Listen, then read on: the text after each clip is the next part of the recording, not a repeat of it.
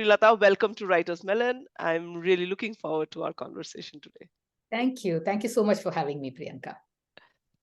Cool. So let's talk about writing. You have been winning awards and getting published since early 2000. In fact, I see in your Wikipedia that you already started writing way before, like 1998 or so, when your first poem was published and was awarded.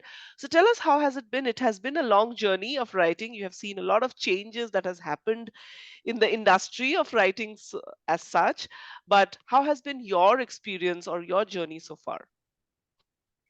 Yes, so I think one of the things that I've learned from this long journey, in a sense, has been that one must persist, right? And I think a lot of us give up. A lot of really, people who want to write give up. And one of the things that I think has happened to me on this journey is that I've learned that writing is really like a muscle that you must build. And that just like in every other area of life, that you will face rejections more often than not, actually, right? And one faces rejections every day. I mean, even now, right? And but I think I've kind of slowly learned to sort of roll with the punches, to get back on my feet. And yeah, one is disappointed, but one must learn that. And one must also learn sometimes to when editors tell you that, look, this is not really going to work for us, or this is really not that well written, I think it's important to take that feedback, with some openness, and not just feel upset and sensitive, which used to happen to me in the past, but I think less and less so. So I think that's really important, and you have to continue to submit. So that's one of the things that I think I've sort of done in my long journey, which is that I just continue to write. I read daily. I write as often as I can, almost daily, and I submit as often as I can. And as I said, I do get lots of rejections, but I say, yeah, I mean, so I'll try and work on it again, and then I'll resubmit elsewhere, or even maybe to the same publisher. I try very, very hard not to get discouraged. It's a hard world, though. Hmm. So that's one thing, and also because I think I've sort of always had a day job, and I have, I have a family like so many of us, uh, children who are now sort of got kind of grown up in college and so on. But so I had a fairly busy, fairly intense, demanding teaching job. So teaching comes a job. So there was all of that, right? So in fact, that's something I would like to tell people who want to write, that I think writing is not going to get you money. So you need to have, at your day job, you need, one is the economic reason, obviously, but also because I think if you sort of sit around and you're secluded, and don't go out into the world, where's your material going to come from? I think it's important to sort of think about that. But having said that, like, find a job that doesn't sort of consume your entire life, or sort of is really so busy that you can't do anything else. I think that's not a good idea. Great. So let's talk about poetry because, like I said, I have spoken to very few poets so far. So, just from a craft perspective, how naturally does it come to you? And how much of it would you attribute it to, let's say, training or your reading? And how far do you think you are in this craft of writing poetry? Because this is definitely very different from, let's say, the usual novel writing, article writing, and other writing forms. Right. So I think, I mean, let me answer the last question first. I think it's an ongoing journey, and I really mean it. I'm just not saying it for effect, but because I think I learn something new um, every ever so often, right? So just because I've been writing poetry for long doesn't mean that I've perfected the craft. No, I learn. I have a group of writing friends, all of whom are very, very serious poets, and we sort of workshop each other's poems, and I learn from them so much, that and I learn a lot from reading other people's work, and engaging with it sort of seriously, and I think you imbibe it unconsciously. So in a Hmm. sense, I've had a fairly sort of a chaotic or a higgledy-piggledy sort of a poetry writing career. I don't even know if you should call it a career, but writing poems came to me naturally. So that's one thing, and I can't quite explain it. I think it's actually what saved me and kept me from despair. I had a fairly sort of a difficult, tumultuous childhood.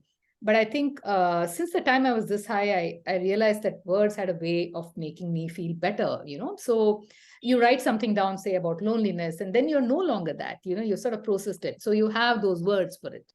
So that's how I sort of began writing poems. And of course, then the publishing, the awards, all of that happened, various books and so on. But I think, as I said, it is an ongoing process. I read a lot. I try and write daily. I never went to a formal MFA, or I never went to a formal poetry writing or a creative writing program, though there was a point when I felt, oh, I wish I could do that. But we didn't have the money for that kind of thing, nor the opportunities, in a sense, when I was growing up. So I've just learned by reading and writing, and I think that's a good enough way. That's a good way to actually do it. Just do it seriously. I think that's, and it is always, I think my writing has always involved sort of a turning towards rather than a turning away from life, So Hmm. so life has been also my material, my life as a Correct. mother, as a daughter, as a teacher sometimes, so that's how it's been. Yeah.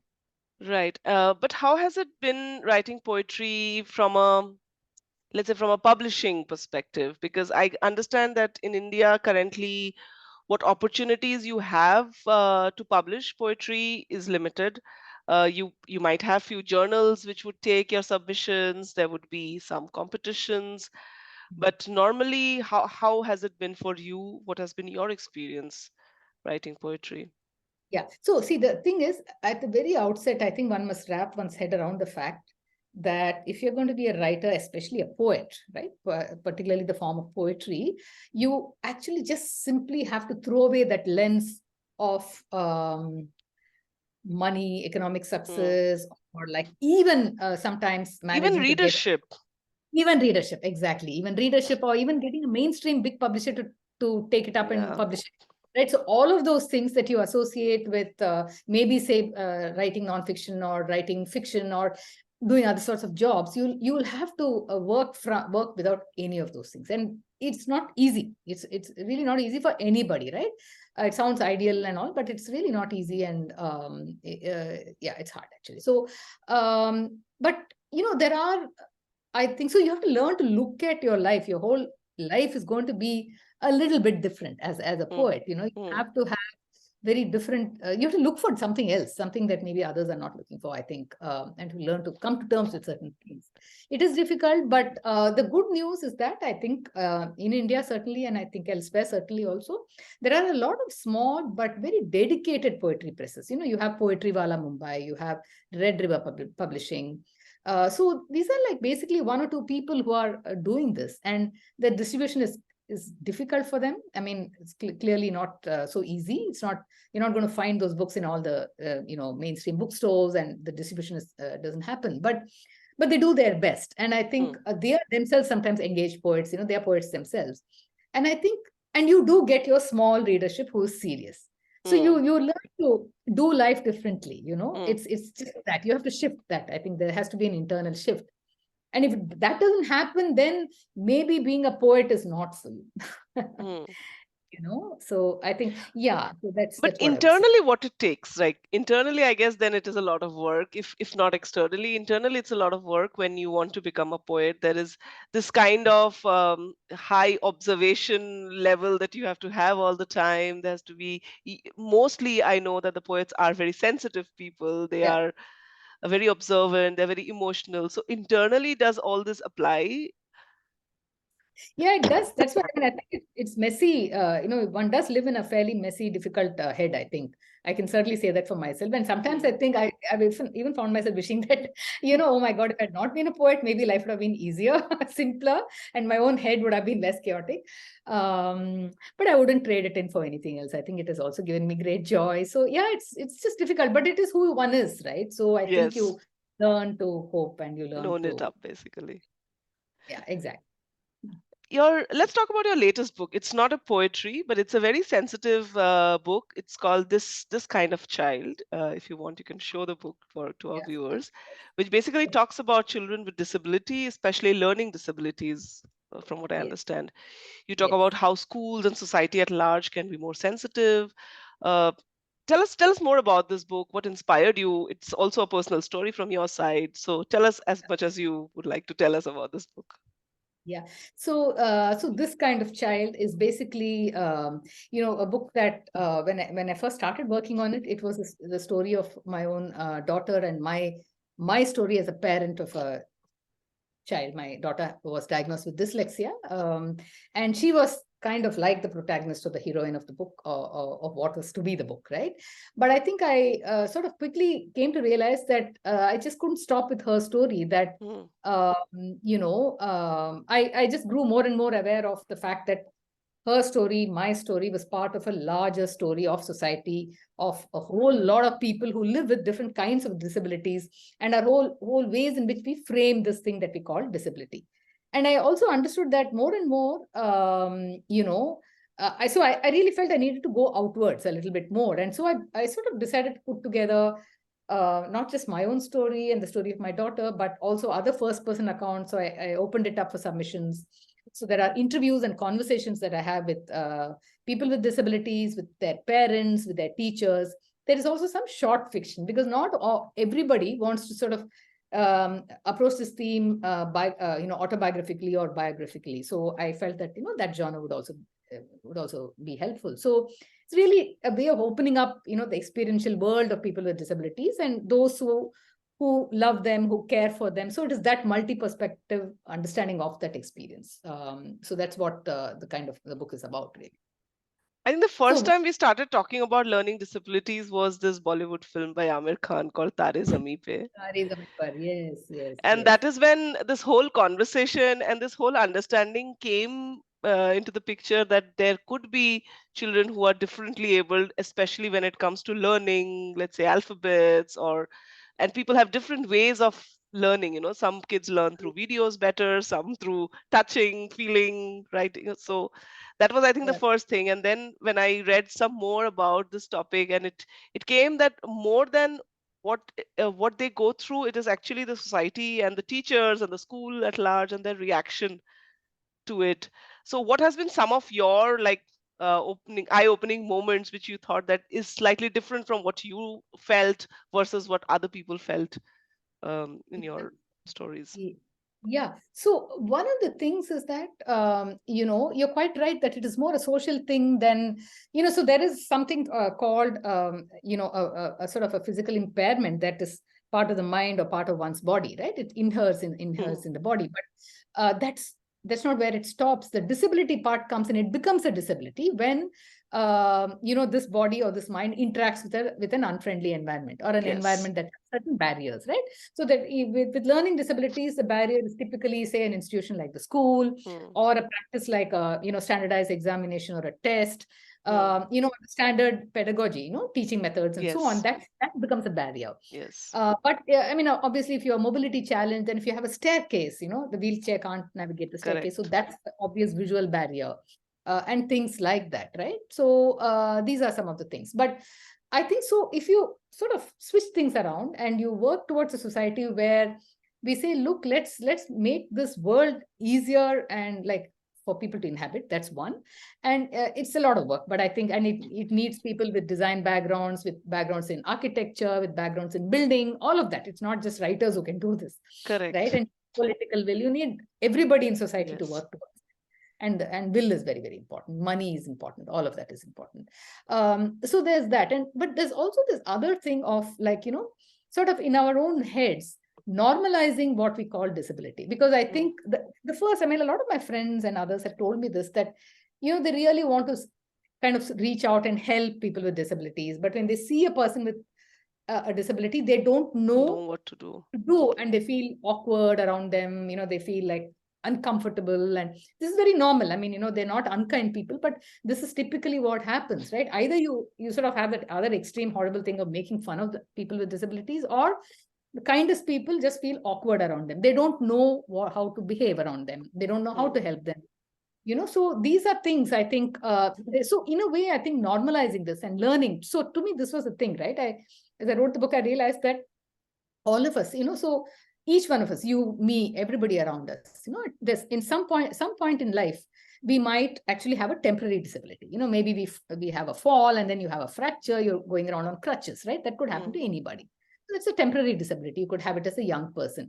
The other thing is, you could acquire a disability as you grow older, right? So you're in your 70s, and then you find you can no longer walk so easily, Hmm. or you can no longer hear so easily, right? So Correct. there are also acquired disabilities. So what does this mean? It just means that there are far more people with disabilities than we account for. And that it's actually part of our own lives. It's a seed Mm. that is in all our bodies. We may have some disability or the other. So, in a sense, if you understand that, I think we are not going to look at people with disabilities in a way as being so, obviously different from us, right? I think that understanding to say that we are actually one sort of a spectrum of human beings, and what is happening to them today might be the same place we are in tomorrow. So let's kind of make sure that the world we live in is an easier world for all of us. So that's, I think that was a learning that I got. And I also looked at also the fact that we tend to look for success stories, no, when somebody has a Mm. disability, despite Still that, they did that. still Still they they did that. ran the Olympics. Yeah, yeah. I think it's important to, I mean, this is a lot, something that people with disabilities have talked to me about, that puts them under a lot of A lot pressure. of They're pressure. supposed to be exceptional. Like I mean, most of us are not exceptional. We just enjoy ordinary everyday moments. And I think they have every right to also Also just do do that that. and be normal, ordinary people, right? So these are some things. I mean, there's a lot more, but also this whole idea of the invisible disability is something that my book talks about.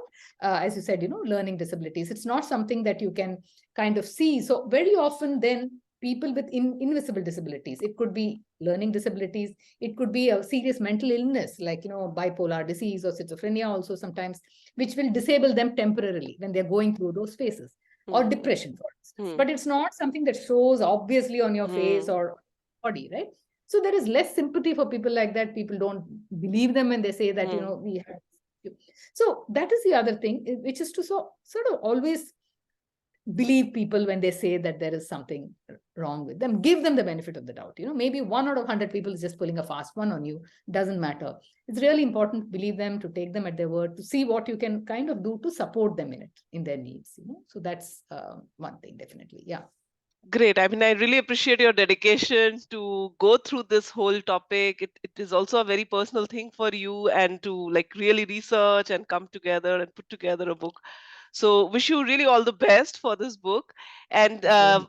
just to end this conversation, I would love to know what you're working on next and how has been your publishing journey so far. Are you planning to write more books around fiction or poetry or something Yeah. narrative Yeah. nonfiction like you have written? Yeah. So there's always ideas buzzing around in my head. When I wrote this book, I didn't think that it would actually find a publisher, but it did. Kartika Westland believed in the book, and I'm so grateful to her. And she sort of got it. She got what the book was about, and then the book has actually found readers. It's doing reasonably well. So I'm very grateful for that.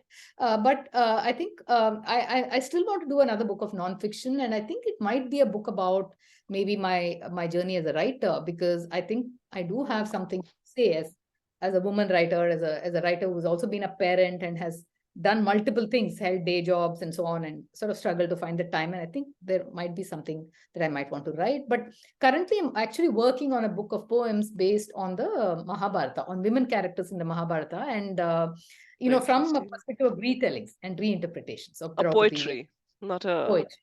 Yes, Okay, poetry. that's interesting. That would be very interesting. I wish you all the best, Srilata. It was really lovely talking to you, and I look forward to your poems and the upcoming books. Thank you so much for Thank talking you to so us. much. Have a Yeah, nice day. wonderful.